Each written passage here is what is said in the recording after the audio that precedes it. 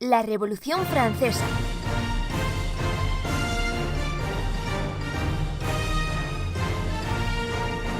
Año 1789. 1789. Fácil de recordar, ¿no?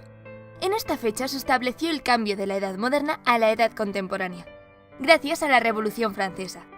Afirmar que todo empezó con un «si no tienen pan, que coman pasteles», dicho por una princesa, no sería para nada cierto, pero ayudaría a crearnos una imagen de la situación. Antes de empezar, debes saber que la Revolución Francesa fue un fuerte movimiento político y social que tiñó de sangre las calles parisinas a partir de la primavera de 1789. Para entender qué provocó la desaparición del mundo como hasta entonces se conocía, tenemos que introducirnos en ese mundo.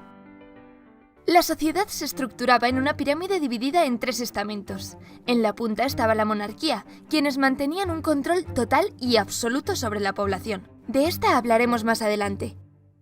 Los reyes de Francia de ese momento eran Luis XVI y María Antonieta, una joven princesa extranjera.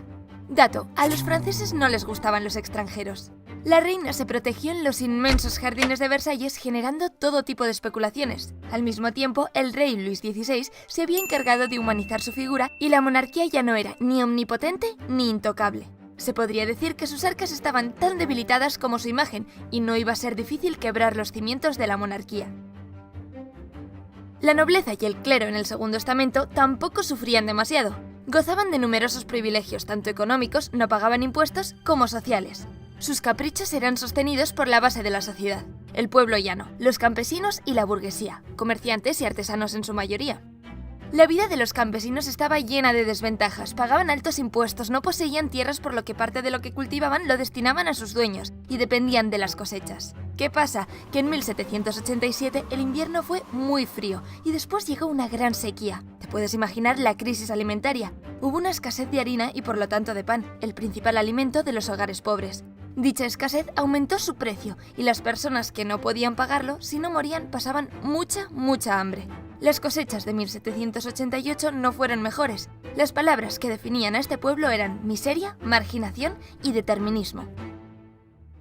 A la burguesía, comerciantes y artesanos que se encontraban en esta clase baja, no le iba mal del todo, poseían cierto patrimonio y conocimientos.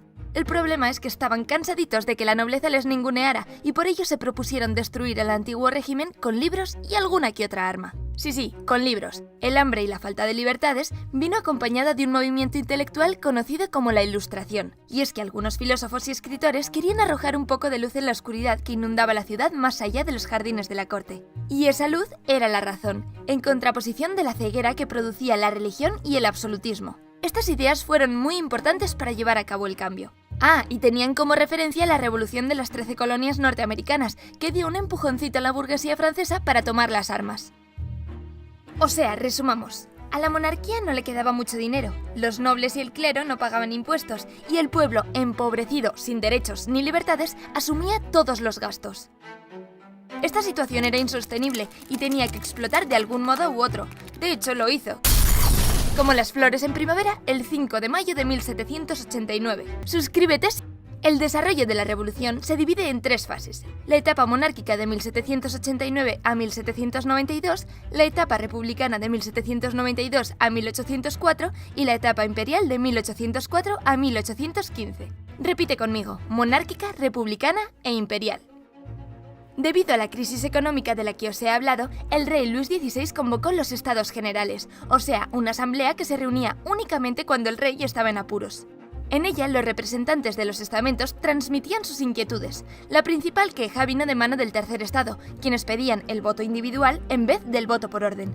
Como era de esperar, la clase alta rechazó esta solicitud. Por lo tanto, el pueblo, más concretamente la burguesía, proclamó el 17 de junio una asamblea nacional. Su lucha acababa de empezar y no iba a parar hasta promulgar una constitución. En respuesta, y algo enfadado, el rey quiso frenar este movimiento y ordenó sitiar París. A partir de ahí se desarrollaron muchos enfrentamientos entre las tropas del rey y los revolucionarios, hasta que el 14 de julio el pueblo armado tomó la Bastilla, emblema del antiguo régimen. Además, la revolución se extendió por todas las regiones de Francia. Al mismo tiempo se había formado la Asamblea Constituyente. Fueron introduciendo cambios poco a poco. Acabaron con el feudalismo, redactaron la Declaración de los Derechos del Hombre y del Ciudadano y ya en 1791 firmaron la primera Constitución francesa que proclamaba la soberanía nacional y la separación de poderes. El rey la aceptó, pero su autoridad estaba muy debilitada. De hecho, Luis XVI con su familia intentó huir al extranjero, pero fue descubierto y llevado al Palacio de las Tullerías para vigilarlo mejor. Con la Constitución sobre la mesa, el 1 de octubre de 1791, la Asamblea Legislativa se reunió por primera vez. Estaba dividida en dos bandos. Los girondinos, al mando de Brissot, estaban a favor de una monarquía parlamentaria, y los jacobinos, con Robespierre al frente, tenían una postura más radical, ya que querían favorecer a las clases más bajas. Querían la república. Finalmente, el 10 de agosto de 1792, el pueblo llevó a cabo el asalto a las Tullerías y encarcelaron a Luis XVI y a su familia. Al mismo tiempo se convocaron elecciones y se formó la Convención Nacional. Los girondinos fueron los que tuvieron mayor representación, y el 21 de septiembre se proclamó la República Francesa, en busca de una nueva constitución. Durante estos meses, las tensiones políticas eran evidentes. Además, temían una invasión de las potencias europeas en defensa del absolutismo. Por ello, el 21 de enero de 1793 acusaron al rey de traición, y su castigo fue la guillotina. 10 meses después le llegaría el turno a María Antonieta.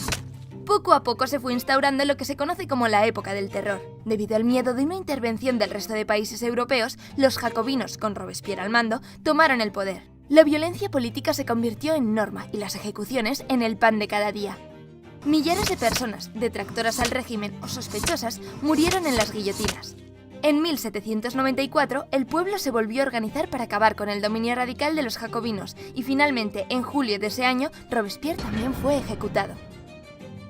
Así, en 1795, la Convención Nacional promulgó una nueva constitución que establecía el Directorio, o sea, un gobierno republicano moderado que fue deshaciendo las medidas extremas tomadas por los jacobinos. Esta nueva forma de gobierno se enfrentó a muchos problemas, como amenazas externas, crisis económica o el descontento de la población. Por ello, el 9 de noviembre de 1799, el famoso Napoleón Bonaparte encabezó un golpe de Estado y formó el Consulado, un régimen totalmente centralizado y autoritario, con 3 cónsules al mando. Esta época amainó la tormenta revolucionaria. De hecho, para algunos esta fecha supone el fin de la revolución, pero nosotros vamos a ir un poco más allá. En 1804, Napoleón fue proclamado emperador de Francia, iniciando la etapa imperial. En ella, a pesar de que el poder del gobierno era absoluto, impulsó la actividad cultural, industrial y comercial. Su objetivo, hacer de Francia la primera nación del mundo. Por esta razón, las acciones militares conocidas como guerras napoleónicas fueron muy importantes. Por ejemplo, la batalla de Trafalgar, la gran batalla de Austerlitz o la batalla de Jena. En 1813, en la batalla de Leipzig, el ejército francés pereció ante las potencias europeas unidas, que ocuparon París. Tras este acontecimiento, Napoleón abdicó y la monarquía volvió con la figura de Luis XVIII. Pero Napoleón no se resignó a esta situación y aprovechó la impopularidad del nuevo rey para volver al poder en marzo de 1815. Estuvo en el gobierno 100 días. El resto de las naciones no podían permitir esta nueva insurrección, lo declararon enemigo y perturbador de la paz del mundo. Por ello se enfrentaron ejércitos europeos con el napoleónico en la batalla de Waterloo. Las tropas francesas fueron vencidas y Napoleón fue capturado y llevado prisionero a la isla de Santa Helena, donde murió en 1821. Por lo tanto, se podría decir que la Revolución Francesa finalizó en 1815, habiendo creado un nuevo orden en Occidente. Ten en cuenta que el sistema feudal había desaparecido, con los privilegios del clero y la nobleza. Los estamentos no eran fijos, sino clases sociales menos diferenciadas. La burguesía por fin campaba a sus anchas. A su vez, las libertades y derechos de la población aumentaron bajo el lema de libertad, igualdad y fraternidad. Aunque obviamente, a pesar de esta nueva apariencia, los más desfavorecidos continuaron siendo esclavos de su situación. Los deseos de democracia salpicaron al resto de Europa y traspasaron el Atlántico llegando a las colonias americanas. Estas comenzaron su propia revolución. Renació la República como un nuevo sistema de gobierno y las diversas naciones europeas abrieron sus puertas a una constitución. Aunque aún quedaban muchos cambios sociales por hacer, los pilares del antiguo régimen se habían derrumbado y la razón se abría paso entre la incultura. Y ya sabes lo que dicen, el conocimiento es poder. Así que se podría decir que después de ver este vídeo eres un